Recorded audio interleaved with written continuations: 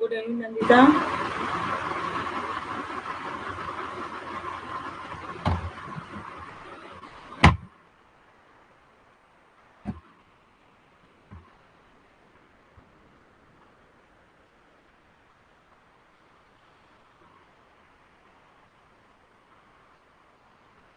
तो जो अभी हम लोग मॉर्निंग वाली क्लास में पढ़े थे उसको एक बार रिवीजन कर देते हैं।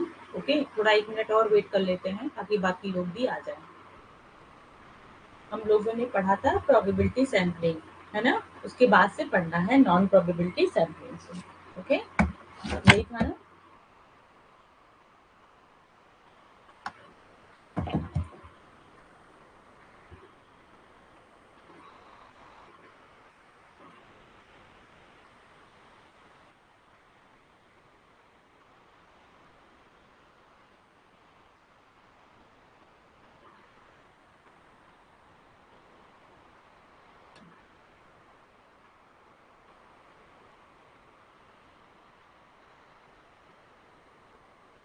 चलिए थोड़ा मैं रिवीजन करा दूं, उसके बाद बाकी और लोग भी ऐड होते रहेंगे।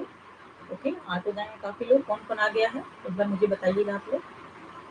तो हम लोग पढ़े थे रिसर्च प्रपोजल की। जो प्रपोजल बनाते हैं वो कैसे बनाते हैं, क्या क्या स्टेप हम लोग फॉलो करते हैं। इसमें क्या होता है, पहले हम लोग क्या करते हैं, टाइटल ऑफ द स्टडी, फिर क्या होता है इंट्रोडक्शन, उसके बाद लिटरेचर रिव्यू लिखते हैं, फिर हाइपोथेसिस बनाते हैं और उसके बाद रिसर्च की डिजाइन एंड मेथोडोलॉजी लिखते हैं, फिर हम समरी लिखते हैं और कंक्लूजन लिखते हैं और लास्ट में रिफरेंसिंग करते हैं, रेफरेंस देते हैं कि हमने ये चीजें कहाँ से ली थी।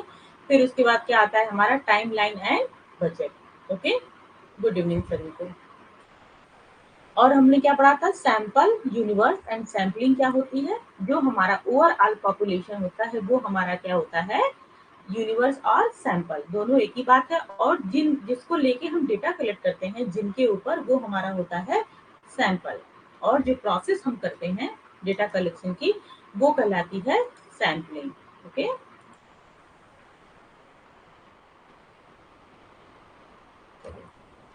नेक्स्ट देखिए इसमें क्या था, सैंपल। सैंपल तो मतलब मैंने बता ही दिया, तीनों एक साथ आपको रिवीजन हो गया आपका, है ना। जो लोग अभी नहीं सुबह वाली क्लास में थे, जैसे कि पूजा शायद नहीं थी सुबह वाली क्लास में, कुछ आप एक बार पुराना वीडियो देख लीजिएगा पूजा, क्योंकि बहुत डीप से पढ़ाने का मतलब है कि फिर टाइम वेस्ट होगा, है ना। इसलिए मैं थोड़ा थोड़ा बता दे रही हूँ बस फिर रिवीजन के लिए।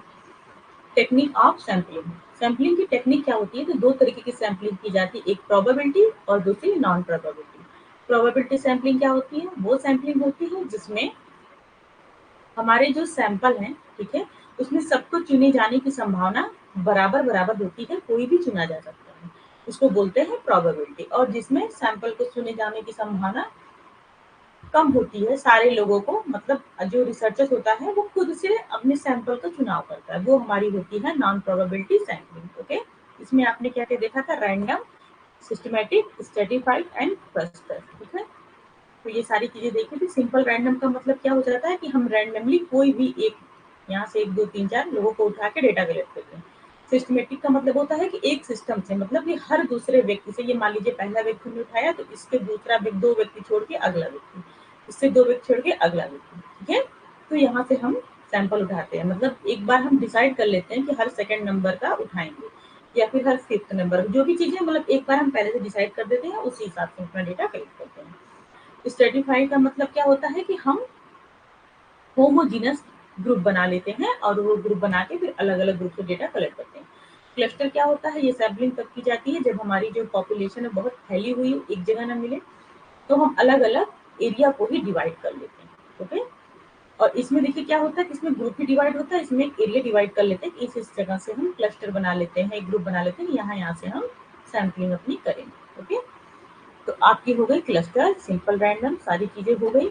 अब आप देखिए इस क्लास में, आज वाली क्लास में, कि नॉन प्रोबेबिलिटी सैम्पलिंग कौन कौन सी होती है। ओके, अब आपने देखे कि नॉन प्रोबेबिलिटी सैम्पलिंग क्या क्या होती है। इसमें क्या क्या होती है, purposive sampling, convenience sampling, quota sampling and snowball sampling. आपसे क्वेश्चन ऐसे भी पूछे जाते हैं कि आप इसमें से, आपको छांटने को भी दे सकता है कि कौन सी प्रोबेबिलिटी सैम्पलिंग है।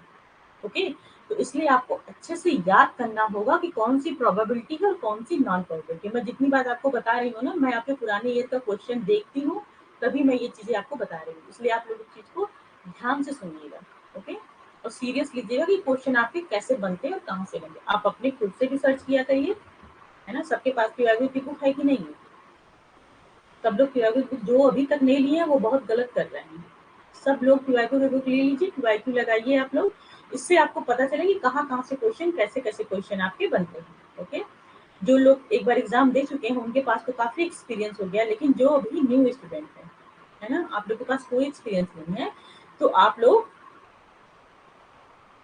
जरूर से ले लीजिए। मैं सिलेबस की बात नहीं कर रही हूँ नंदिता, मैं बात कर रही हूँ पीवाईक्यू बुक की, है ना, PYQ book.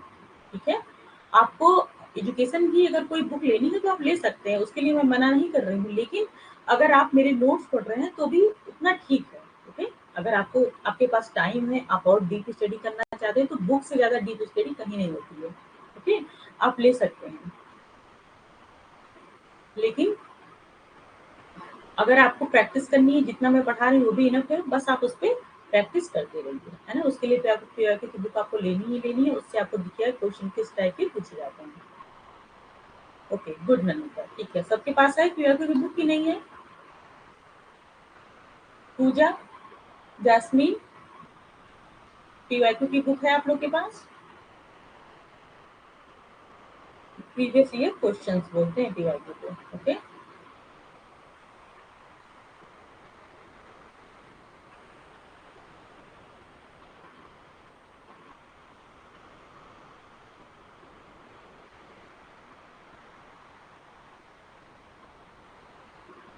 Okay, very good, ठीक है।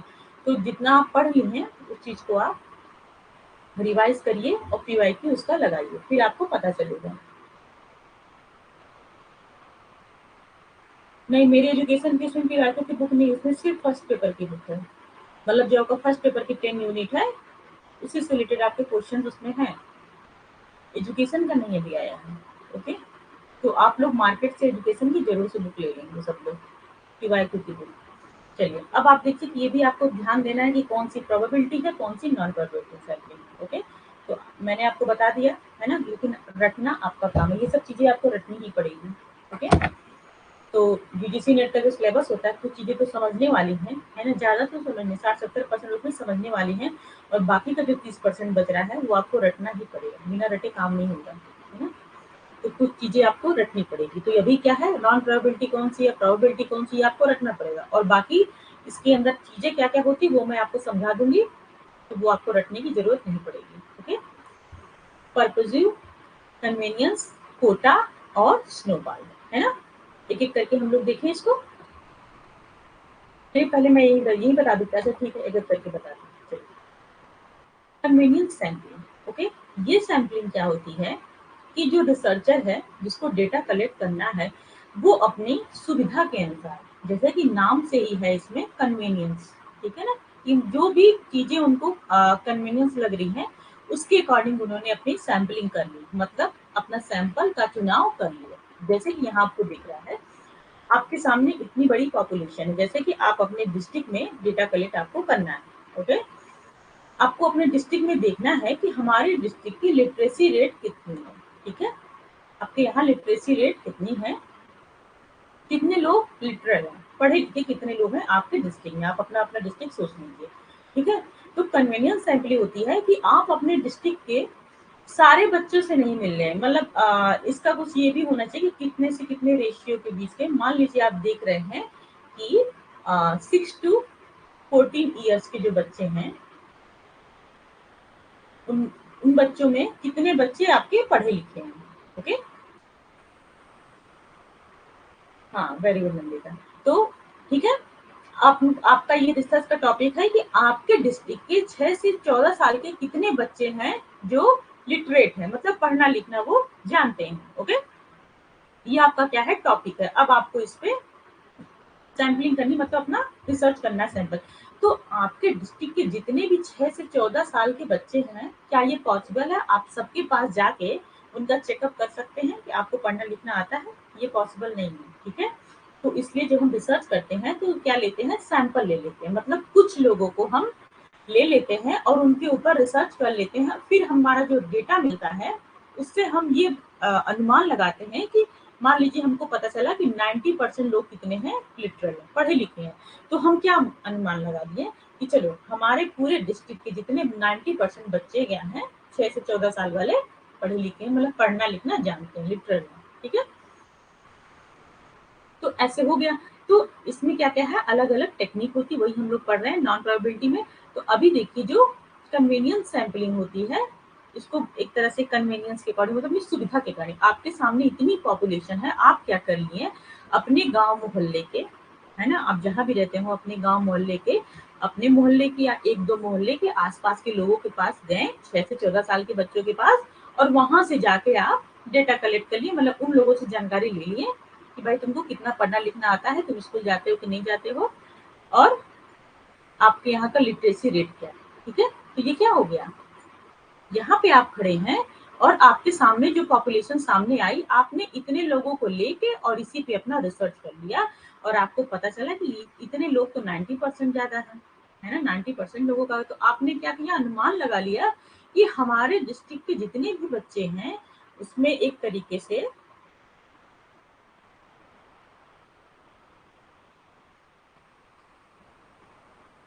उसमें कितने बच्चे हैं, 1 मिनट मैं थोड़ा-सा अभी पढ़ा लूँ फिर देखती हूँ आपका मैसेज, है ना? तो उसमें जितने भी बच्चे हैं वो क्या है, 90% लिटरल हैं, ओके? उनको आता है। तो ये क्या हुआ, एक तरह की कन्वीनियंस सैंपलिंग हो गई कि जो रिसर्चर है हमारा, वो क्या किया, अपने सुविधा के अनुसार अपने आस-पास के गाँव के, मतलब बगल-अगल के जो भी लोग हैं उनसे किया। हो सकता है आप शहर में रहते हो, तो आप 3-4 मोहल्ला पकड़े, उनके बच्चों का आपने जाके वहाँ पूछा आता है कि नहीं आता? हाँ भाई चलो 90% लोगों को आता है। तो उससे क्या हो गया कि 90% लोग उसमें आपको मिल गया। तो क्या ये जो हम सैंपलिंग किए हैं ये सही है? अभी आपने पढ़ा था कि कैरेक्टर क्या होने चाहिए सैंपलिंग के। आप लोग बताइए ये सही होगा? हाँ, लेकिन अंतर वही करेक्ट नहीं है। ये सैंपलिंग उतनी करेक्ट नहीं मानी जाती, ओके? लेकिन किसी-किसी कंडीशन में हम अच्छा भी मान, देखिए सबके अंदर अच्छाई होती है, सबके अंदर बुराई होती है। लेकिन किसी-किसी कंडीशन में हम इन सब चीज़ों को अच्छा भी मानते हैं, तभी तो ये रिसर्च में रखा। कभी मान लीजिए कभी कोई प्रॉब्लम है ना? किसी बड़ी सिचुएशन में आप पड़ रहे हैं। मान लीजिए कि जैसे कि मान लीजिए कि कहीं की, मतलब जैसे भी यूक्रेन वगैरह में आप देख रहे हैं कि बहुत ज़्यादा ज़्यादा मात्रा में वहाँ क्या गोला-बारूद सब हो रहा है, युद्ध युद्ध छिड़ा हुआ, कितने दिन से। अगर हम वहाँ मान लीजिए कि हम कोई वहाँ पे रिसर्च करते हैं, तो हर जगह जाना क्या रिसर्चर के लिए पॉसिबल होगा? नहीं होगा ना, अपनी जान थोड़ी देगा रिसर्च करने के चक्कर में, है ना? जान तो देनी नहीं है किसी को। तो उसको जो सुविधा मिलेगा जहाँ पे वो अच्छी तरीके से जा पा रहा है, वहाँ के लोगों से सैंपल कलेक्ट कर लिया और अपना काम कर लिया, ठीक है? तो कोई भी चीज़ क्या है, कहीं अच्छी है तो कहीं बुरी है, ठीक है? तो ये जो इसीलिए सैंपलिंग को बोला गया है नॉन प्रोबेबिलिटी सैंपलिंग के अंतर्गत आती है, कि मतलब जो हमारे सैंपल हैं, उनके सबके चुने जाने की संभावना इसमें बहुत कम है। जो रिसर्चर इसमें मनमौजी है, उसका जितना मन करेगा वहाँ से सैंपल लेगा, ठीक है? उसका मन कर रहा है मैं इस मोहल्ले से नहीं लूँगा, इस मोहल्ले से इतने बच्चों को लेके कर लिया, ठीक है? ये मनमौजी है, ओके? तो आया समझ में इतना ना? कन्वीनियंस सैंपलिंग मतलब कि हम अपनी कन्वीनियंस के हिसाब से चूज़ कर लेते हैं अपने सैंपल, सिंपल सी बात है, ओके। अब आप नेक्स्ट देखिए कोटा सैंपलिंग। कोटा सैंपलिंग में क्या-क्या होता है? इसमें हम कोटा बना देते हैं, है ना?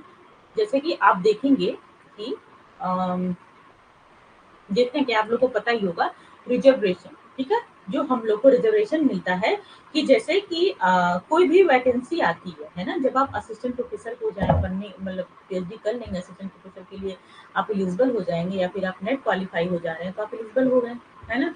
लेकिन सिर्फ नेट करके असिस्टेंट प्रोफेसर आप बनने वाले नहीं हैं जब तक पीएचडी नहीं, क्योंकि पीएचडी का 30 मार्क आपको मिलता है ना? या फिर किसी भी विशेष कंडीशन में हो भी सकता है किसी का सोर्स वगैरह हो या फिर कुछ भी कह सकते हैं, ठीक है? ऐसा लेकिन बहुत रेयर केस होता है, पॉसिबल इतना नहीं है। तो जब आप फॉर्म भरेंगे, है ना? तो उसमें क्या होता है सबका अलग-अलग कोटा होता है कि जनरल की कितनी परसेंट सीट आएगी इस यूनिवर्सिटी में, कितनी इसमें एसटी एससी की कितनी सीट आई, कितनी ओबीसी की सीट आएगी, है ना, सबका उसमें कोटा होता है। आजकल तो ये भी आ गया है ना, क्या बोलते हैं जो जनरल का होता है, पीडब्ल्यूडी, नहीं पीडब्ल्यूडी नहीं बोलते हैं, याद नहीं आ रहा मुझे, जनरल के लिए अलग से कोटा आया है, क्या बोलते हैं उसको, किसी को याद है? मुझे याद था लेकिन अभी दिमाग में मेरे आ नहीं रहा है वो बात, है ना। पीडब्ल्यूडी तो वो हैंडीकैप वाला होता है। जनरल के लिए वो जो कोटा आजकल आया है, जो लोग जनरल के लोग, हाँ EWS, yes very good, EWS, है ना। तो ईडब्ल्यूएस तो हर चीज का उसमें रहता है, तो ये क्या हुआ, अलग अलग कोटा होते हैं सबके। तो उसी हिसाब से हम क्या करते हैं, जब हम कोटा सैंपलिंग करते हैं तो उसमें हम क्या करते हैं कि अलग अलग लोगों को, जो हमारे सैंपल है उनको अलग अलग कैटेगरी में हम बांट देते हैं कोटा के हिसाब से। ओके, और फिर हम अपनी सैंपलिंग वहां से करते हैं। ओके, जैसे कि इसमें मान लीजिए इसका जो एग्जांपल है, हमने क्या किया है, हमको हमको कोई रिसर्च करनी है, ठीक है।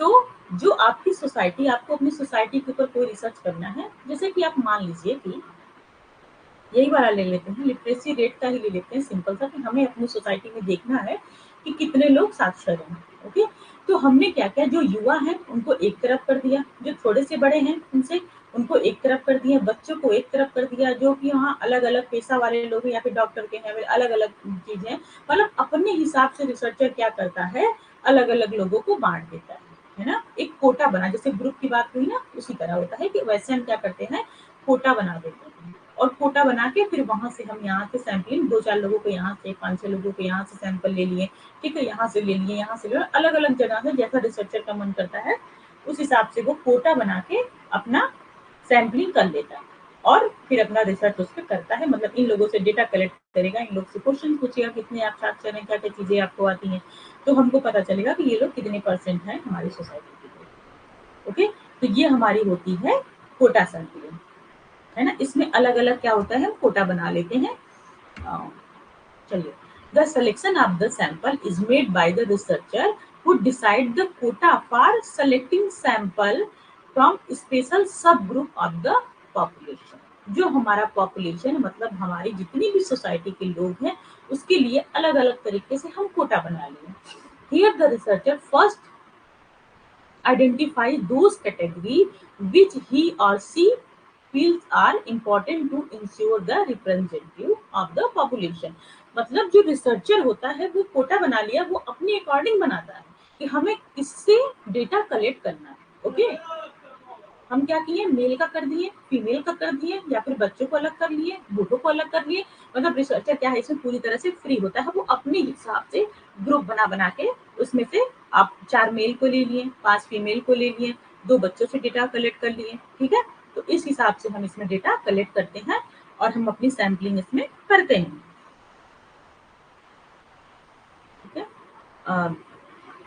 Then establish a sample size for each category and final select individual on an availability basis। ठीक है, तो जो चीजें हमारे पास अवेलेबल है, जो हमारे सैंपल अवेलेबल है, उनके अकॉर्डिंग हमने छोटे छोटे कोटा बना लिए, सबको अलग अलग कर दिया। ओके, फिर उसके बाद हमको जो लग रहा है कि जो जिसका रिप्रेजेंटेटिव है उस रिप्रेजेंटेटिव को हम पकड़ के उनकी सैंपलिंग करके अपना काम कर रहे हैं, ये हमारी होती है कोटा सैंपलिंग।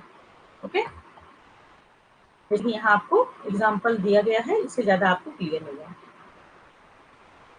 अब आप देखिए स्नोबॉल सैंपलिंग। स्नोबॉल सैंपलिंग जो होती है ना, इसका एग्जाम्पल क्या समझिए तो समझ में आ जाएगा। स्नोबॉल सैंपलिंग, ये सैंपलिंग क्या होती है, बहुत अच्छी सैंपलिंग होती है।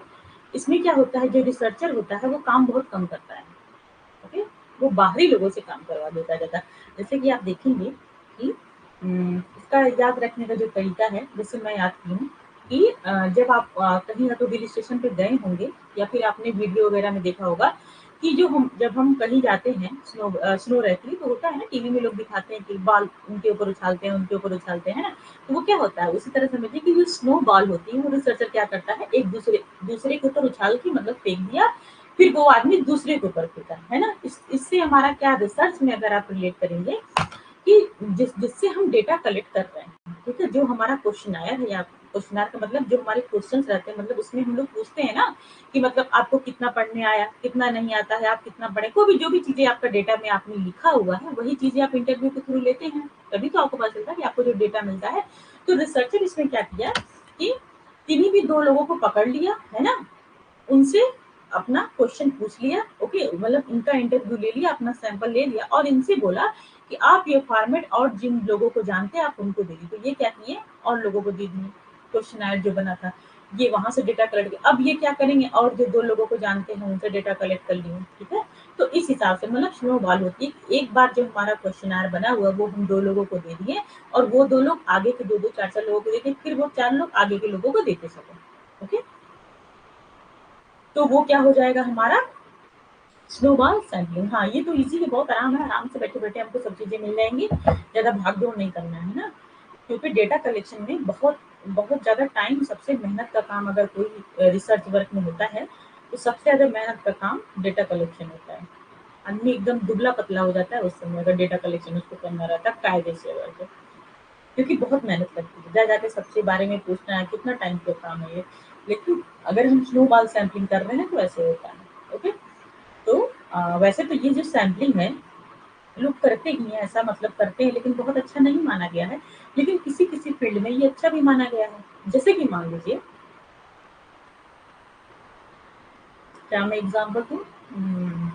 अगर मान लीजिए कि आप जो रिसर्च कर रहे हैं, वो ऐसे लोगों पे कर रहे हैं कि कौन-कौन स्मोकिंग करता है ना? तो आपको नहीं पता है कि आपके एरिया के कितने लोग स्मोकिंग करते हैं।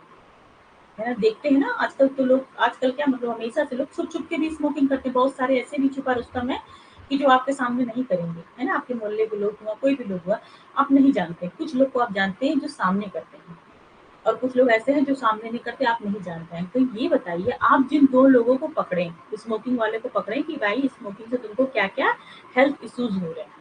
आपका ये रिसर्च का टॉपिक है कि स्मोकिंग करने से क्या-क्या हेल्थ इश्यूज होते हैं, आप उस पे रिसर्च कर रहे हैं। तो आपको 2 लोग मिल गए जो स्मोकिंग करते हैं, तो आपने क्या किया, उनसे अपना क्वेश्चन बना के क्वेश्चन पूछ लिए कि हाँ यार क्या-क्या हो रहा है।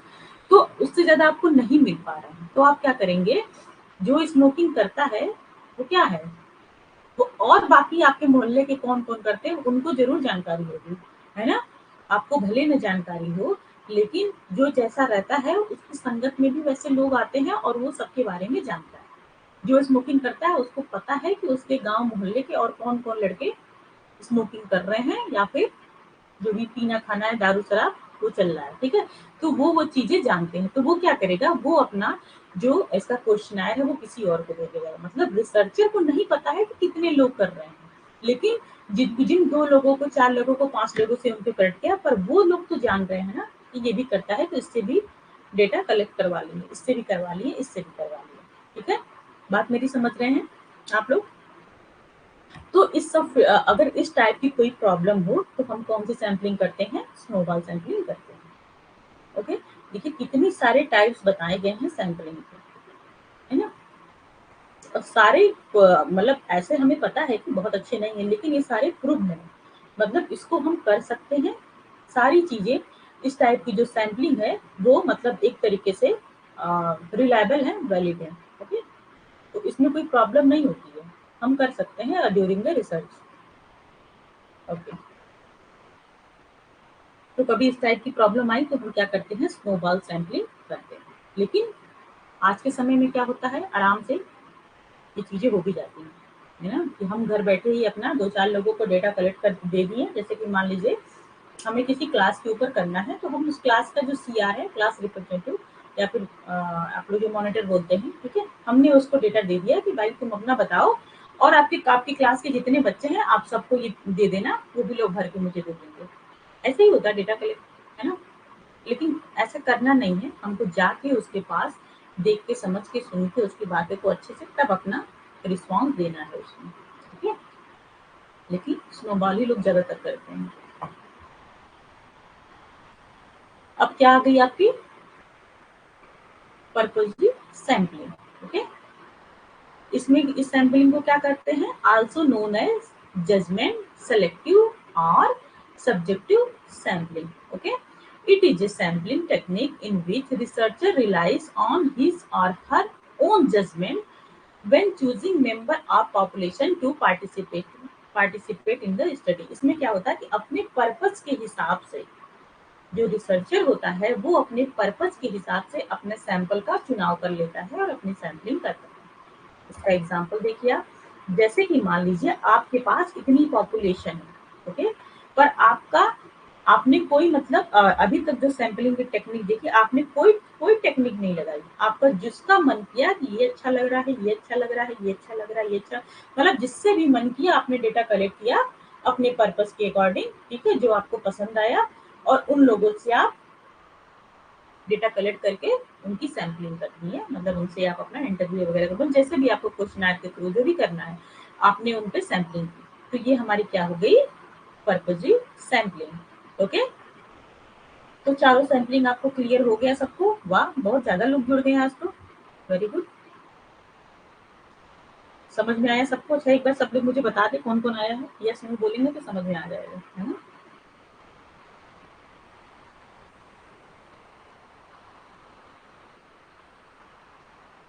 जैस्मीन, नंदिता, पूजा, रॉय,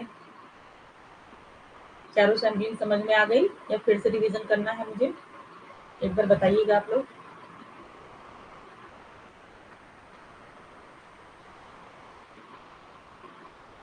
वेरी गुड, अच्छा आज विज्ञान भी आ गया, हम सोच रहे थे विज्ञान आजकल नहीं जुड़ते हैं, क्या बात है विज्ञान को, विज्ञान आप क्यों नहीं आ रहे थे क्लास में, बहुत दिन बाद आए आप।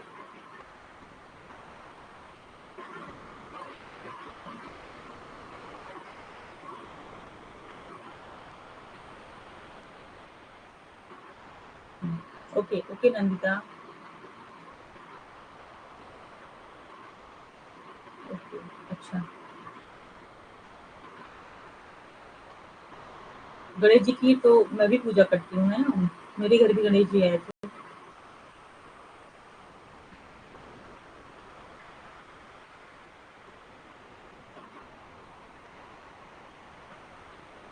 चलिए मैं एक बार फिर से बता देती हूँ,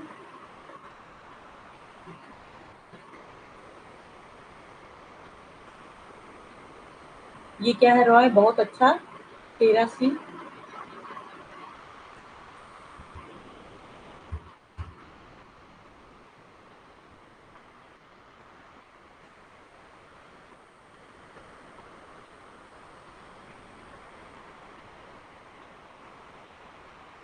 अभी एग्जाम आ गया है और सिर्फ एग्जाम से जुड़िए आप लोग, एग्जाम पे ज्यादा फोकस करिए, ठीक है, बहुत टाइम नहीं है, अच्छे से पढ़ लीजिए, ओके। चलिए अब आप देखिए कि इसमें नॉन प्रोबेबिलिटी सैम्पलिंग कौन कौन सी होती है ना, यहाँ पे जी भी होना चाहिए, मिस हो गया। चलिए तो आप देखिए इसमें परपेजिव, कन्वेनियंस, कोटा, स्नोबॉल, चार तरीके की सैम्पलिंग आपने दी हुई है, जो आपको पढ़ना है नॉन प्रोबेबिलिटी सैम्पलिंग में, ओके। परपेजिव का मतलब क्या होता है, इसमें हम अपनी पर्पस के अकॉर्डिंग अपनी ऑडियंस या फिर अपने जो हमारा सैंपल है उसको चुन लेते हैं, ओके। मैं एग्जांपल के थ्रू आपको समझाती हूँ फिर से, कि जैसे क्या है आपका पॉपुलेशन है ना, इसमें आप क्या किया, आपका जिसका मन किया, रिसर्चर जिसका मन किया उसको पकड़ा और उनसे अपना सैंपल ले लिया, तो ये हमारी होती है पर्पज। दूसरी हमारी क्या हो गई, स्नोबॉल, स्नोबॉल का मतलब क्या होता है कि जो हमारा जिससे हम डेटा कलेक्ट कर रहे हैं, जो हमारा क्वेश्चन आयर है वो हमने क्या किया, दो लोगों को दे दिया भरने के लिए, और आगे उनसे बोला कि आप आगे के लोगों को वो चीजें पास कर दीजिए हमारा क्वेश्चन आयर भरने के लिए, ठीक है। तो ये आगे के लोगों को पास कर दिए, ठीक है, ये भी आगे के लोगों को पास कर दिए, तो ये हमारी होती है स्नोबॉल। कि रिसर्चर जो होता है दो चार लोगों को दे दिया, फिर दो चार लोग आगे के दो चार लोगों को, 8-10 को लोगों को दे देंगे, फिर वो आगे के 10 लोग आगे के 30-40 लोगों को दे देंगे, इस तरह हमारा डेटा कलेक्ट हो जाता है, मतलब हमारी सैम्पलिंग हो जाती है। फिर क्या हो गया, कोटा सैम्पलिंग, कोटा सैम्पलिंग में क्या होता है कि हम अलग अलग कोटा बना देते हैं, है ना, चाहे हम जिस भी अकॉर्डिंग बनाए, मेल फीमेल के अकॉर्डिंग बना लिए, है ना, किसी एज के अकॉर्डिंग बना लिए, बड़े छोटे के अकॉर्डिंग बना लिए, तो अलग अलग टाइप के हम बना सकते हैं, या फिर किसी के प्रोफेशन के अकॉर्डिंग बना ली, कोई टीचर कितना है, कोई डॉक्टर कितना है ना, कोई कारपेंटर कितने हैं, तो अलग अलग तरीके से हम कोटा बना लेते हैं, और उन कोटा से कि मतलब हम ये देख लें मतलब जो उसका रिप्रेजेंटेटिव है, हम एक डॉक्टर को चुनाव कर लिए तो वो डॉक्टर क्या करेगा, सारे लोगों को रिप्रेजेंट कर रहा है, इसका मतलब ये हो गया। ठीक है, हम एक टीचर का से डेटा ले लिए तो यानी वो जो टीचर है वो सारे टीचर को रिप्रेजेंट कर रहा है। इस तरह हम अलग अलग कोटा बना लेते हैं, ये हमारी होती है कोटा सैंपलिंग होती है। फिर क्या हो गया हमारा कन्वीनियंस सैंपलिंग। फिर रिसर्चर अपनी सुविधा के अनुसार जिसको चाहता है उतने लोगों से डेटा कलेक्ट करा लेता है, मतलब उतने एरिया से डेटा कलेक्ट कर लिया। ओके, अपने आसपास के, जैसे कि मैंने इसका एग्जांपल दिया कि आप अपने मोहल्ले में, आपको अपने पूरे डिस्ट्रिक्ट की साक्षरता देखनी है कि लिटरेसी रेट आपके यहाँ कितनी है, तो आपने क्या किया, अपने मोहल्ले के 2-4 मोहल्ले के आसपास के लोगों से डेटा कलेक्ट कर लिया, 6 से 14 वर्ष के बच्चों का, और आप अपनी सैंपलिंग करके आप अपना रिसर्च कर लिए, पूरा कर लिए।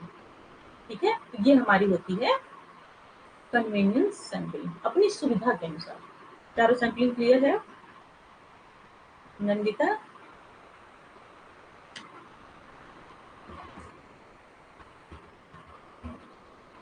अब आप देखिए टूल्स ऑफ रिसर्च। रिसर्च के टूल्स क्या होते हैं, क्या क्या चीजें उसमें होनी चाहिए? Okay, reliability and validity. Okay,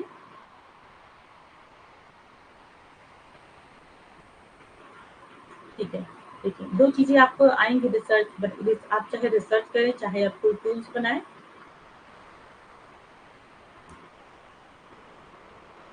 हाँ, यस नंदिता। तो जो हम बनाते हैं, चाहे रिसर्च कर रहे हैं या कोई टूल्स बना रहे हैं या फिर हम अपनी सैंपल कुछ भी ले रहे हैं, तो उसमें एक क्वालिटी होनी चाहिए कि रिलायबिलिटी होनी चाहिए और क्या होनी चाहिए, वैलिडिटी होनी चाहिए। ओके, ये क्वेश्चन आपसे बार बार चीजें आएंगी, रिलायबिलिटी और वैलिडिटी।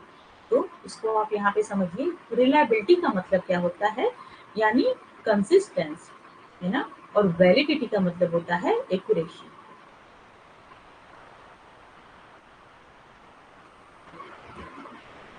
हाँ, दोनों एक ही है। ठीक है, जो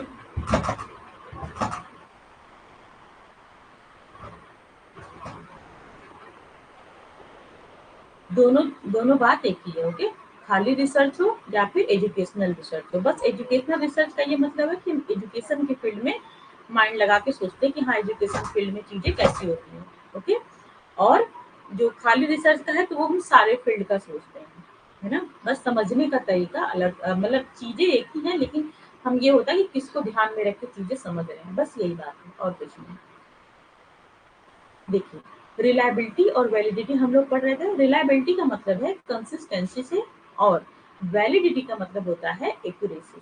ठीक है, इसका आप एग्जांपल जो आप देखेंगे कि an alarm clock that rings at 7, ठीक है, 7 AM PM जो भी इसमें है, ईच मॉर्निंग, अच्छा मॉर्निंग का है, ठीक है, यानी AM, it is set for 6:30 AM। ठीक है, आपने एक अलार्म घड़ी ले आई, है ना,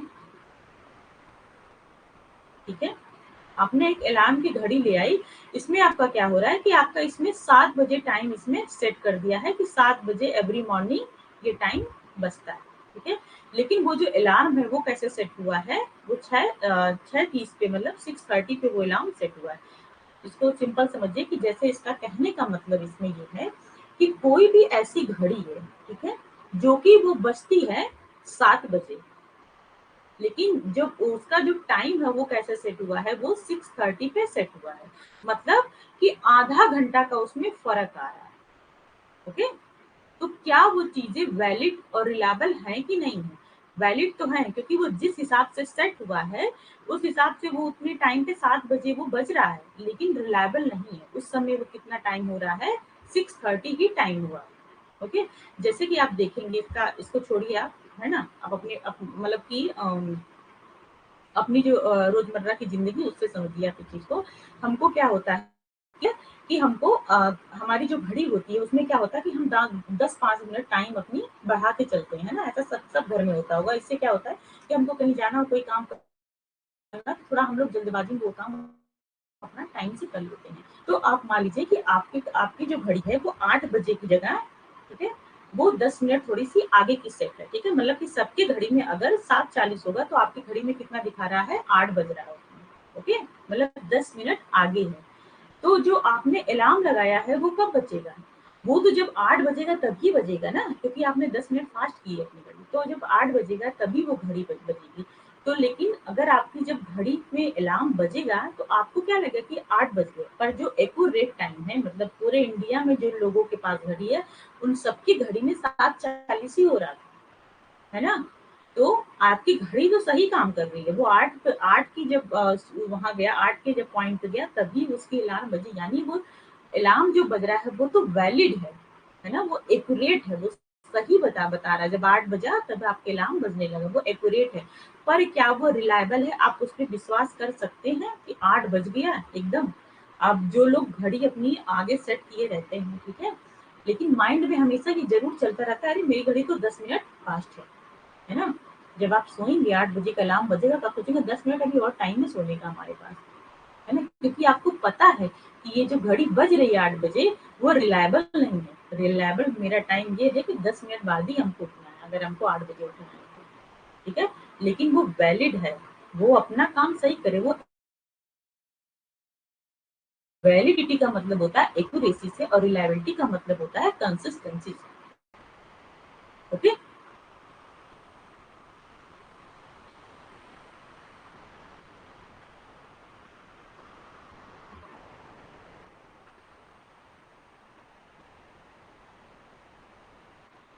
इसमें आप देखिए कि जैसे आप देखेंगे कि ये फिगर है, ठीक है? आप लोग इसको देखे होंगे कि चाहे रियल लाइफ में, चाहे आप कहीं और देखे होंगे इसको टीवी वगैरह में। तो इसमें क्या होता है, हम क्या करते हैं, तीर से निशाना इसमें लगाते हैं, ठीक है?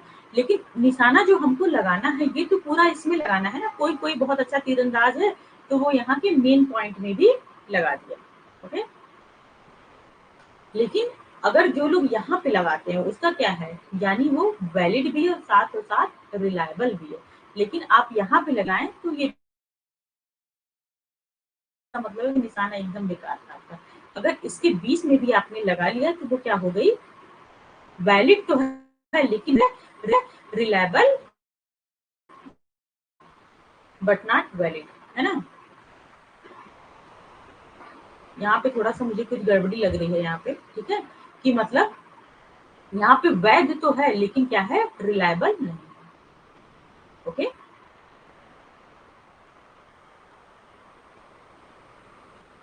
ठीक है, तो ये बात समझ में आ गई आपको, वैलिडिटी और रिलायबिलिटी में क्या अंतर होता है ना? समझ में आया सबको? Abhigyan, actual value of something and reliability, estimate value of such, है ना? और जो वैलिडिटी का जो मतलब है उसका होता है कि वैध, वो चीज कितनी वैध है, और रिलायबिलिटी का मतलब होता है कितनी वो विश्वसनीय है, आप उस चीज पे कितना विश्वास करते हैं, ओके? आया समझ में सबको? ये जो घड़ी वाला एग्जाम्पल है आपको हर जगह मिल जाता है ना?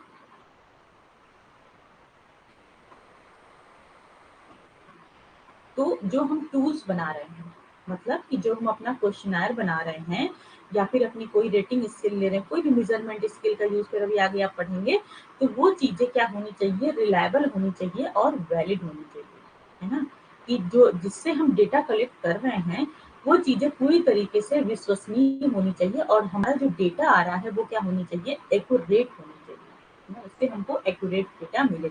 जब भी आप जब आप रिसर्च करेंगे और आप अपना क्वेश्चनर वगैरह बनाएंगे, तो वो जो क्वेश्चनर बनाने की जो प्रोसेस होती है ना, वो थोड़े दिन तक चलती है, मतलब बहुत लंबी होती है। आप बनाएंगे, फिर आपका गाइड देखेगा, फिर वो जो क्वेश्चनर होते हैं वो बोर्ड वगैरह में जाके वहां से आपको मतलब अप्रूवल मिलता है कि हाँ, अब आपका जो क्वेश्चन आया है यानी जो टूल्स है आपका वो वैलिड है और रिलायबल है। ये ऊपर के लोग जो रिसर्च के फील्ड में अच्छे जानकार होते हैं, ठीक है, वो लोग इसको चेक करते हैं कि जो आपने टूल्स बनाया वो वैलिड है कि रिलायबल नहीं। इसलिए ये जो चीजें है ना, छोटी दिख रही है लेकिन है बहुत ऊंचे लेवल की, ओके? तो वहां से वो चीजें चेक होकर अप्रूव होती हैं, फिर आप अपना डेटा कलेक्ट करते हैं, फिर आप अपने सैंपल के पास जाते हैं। तो ये आपकी हो गई। और देखिए क्या क्या टूल्स आपके होते हैं, मतलब कि किस हिसाब से हम, जो आपने देखा ना कि सैम्पलिंग, सैम्पलिंग आपने समझा, तो किस हिसाब से अपनी सैम्पलिंग जो हम करते हैं तो उसके लिए क्या क्या टूल्स का यूज करते हैं। एक हमारी होती है रेटिंग स्केल, ठीक है? यानी आपका जो आप सैम्पलिंग सैम्पलिंग करनी है, हम्म, उसके उसके लिए आप क्या-क्या चीज़ें यूज़ करें। जैसे कि होता है रेटिंग स्केल, है ना? कि आप देखेंगे कि आप कोई क्वेश्चन किसी से पूछ रहे हैं, आपने क्या किया है 5 क्वेश्चन लिख के ले आए हैं, ठीक है? किसी भी टॉपिक का। आप 5 क्वेश्चन लेके आए हैं और उसमें आप फिर क्या करते हैं रेट देते हैं, है ना? कि आप देखिए ज़्यादातर इसमें क्या होता है कि 2 भी कर सकते हैं, एग्री डिसएग्री कर सकते हैं, 3 कर सकते हैं, एग्री, डिसएग्री, न्यूट्रल। या फिर ज़्यादा से ज़्यादा क्या होता है 5 चीज़ें हम डिसाइड करते हैं, 5 हिसाब से रेटिंग देते हैं, जैसे कि इसमें हो गया स्ट्रांगली एग्री, एग्री और न्यूट्रल, ठीक है? इसको हमने क्या देखा स्ट्रांगली डिसएग्री, केवल डिसएग्री, ठीक है? तो 5 तरीके से हमने रेटिंग स्केल अपनी बना ली, ओके? फिर हमने क्या बोला इसमें कि आपको क्या पता है, आपने कोई क्वेश्चन पूछा कि कोई भी प्रॉब्लम यहाँ से कोई भी आप क्वेश्चन अपने दिमाग में रख सकते हैं कि मान लीजिए कि अ, अगर आप लिटरेसी रेट पूछ रहे हैं तो आप ये क्या पूछ सकते हैं कि क्या आपको 1 टू 10 तक और 1 टू या 100 तक देख लीजिए कि 1 टू 100 तक लिखना आता है, ठीक है? आपने ये क्वेश्चन पूछा, तो उसमें वो क्या बताएगा कि हाँ, एकदम सही से अगर आता है तो स्ट्रांगली एग्री है, थोड़ा बहुत बीच-बीच में बच्चे को नहीं आता है तो वो क्या बोलेगा कि हम एग्री हैं, ठीक है? और न्यूट्रल का मतलब वो कुछ बोल ही नहीं रहा है, डिसएग्री का मतलब है कि एक अगर वो स्ट्रांगली डिसएग्री पे क्लिक किया यानी वो क्या किया, एकदम उसको समझ में नहीं आता, मतलब एकदम नहीं लिख पाता है, ठीक है? और इसका मतलब कि 2-4 लाइन लिख लेता है। उसमें मतलब 1, 2, 3, 4 तक मान लीजिए 2-4 वर्ड वो लिखना जानता हो। तो इस हिसाब से हम क्या करते हैं अपना डेटा कलेक्ट करते हैं और हम पहले से ही नंबरिंग डिसाइड कर लेते हैं। ये चीज़ें इसमें नहीं दिखती हैं, ठीक है? ये तो नंबरिंग बाद में होती है, ओके? पहले इस तरह बॉक्स बने रहते हैं और जो उसपे जो हमारा सैंपल होता है वो अपनी एक चीजें पढ़ के, है ना, ये टॉपिक पढ़ के उस पे जो भी उसको समझ में आता है वो वहाँ पे क्लिक कर दिया, ठीक? फिर जब बाद में हम डेटा का इंटरप्रिटेशन करते हैं, जब चीजें जनरलाइज करते हैं, फिर हम अपना देखते हैं कि किसको कितना नंबर मिला, है ना? अगर हमने न्यूट्रल के लिए 3 नंबर दिया है तो वहाँ पे बाद में वो सब रिसर्चर का काम होता है, ओके? कि हम कितना नंबर किसके लिए रखते हैं।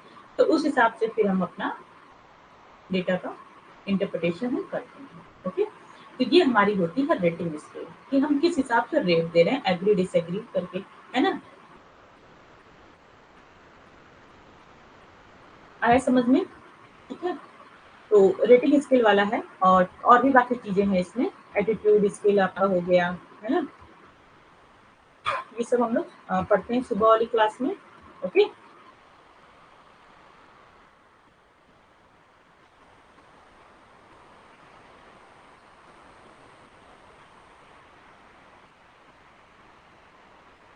अभी जो मॉर्निंग वाली क्लास होगी कल वाली 10 AM वाली, अभी कुछ फाइनल नहीं है कि होगी कि नहीं होगी, हम आपको बता देंगे मैसेज से, ओके? क्योंकि अभी अभी मुझे खुद नहीं पता कि कल मुझे जाना है कि नहीं जाना है। अगर मुझे जाना होगा डिपार्टमेंट तो आपकी क्लास नहीं ले पाएँगे और अगर नहीं जाना होगा तो बिल्कुल आपकी क्लास लेंगे, ओके? तो अभी मैं नहीं कह पाऊँगी, मैं आपको बता दूँगी।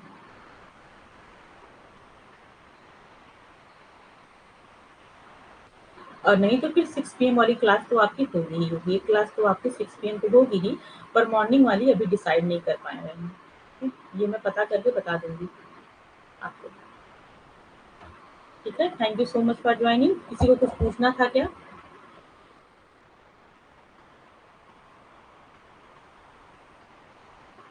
हाँ, हाँ, 9 AM तक तो बिल्कुल बता दूँगी, बिल्कुल। हो सकता है रात में बता दूँ, है ना? जब मुझे पता चलेगा मैं तुरंत बता दूँगी आप लोग को। 9 AM की तो पहले ही बता दूँगी, लेकिन हो सकता है रात में पता चल जाए, है ना? अभी मैं बात करती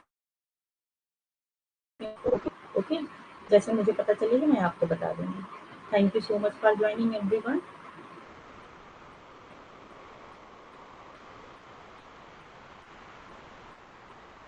चलिए फिर मैं क्लास एंड करती हूँ।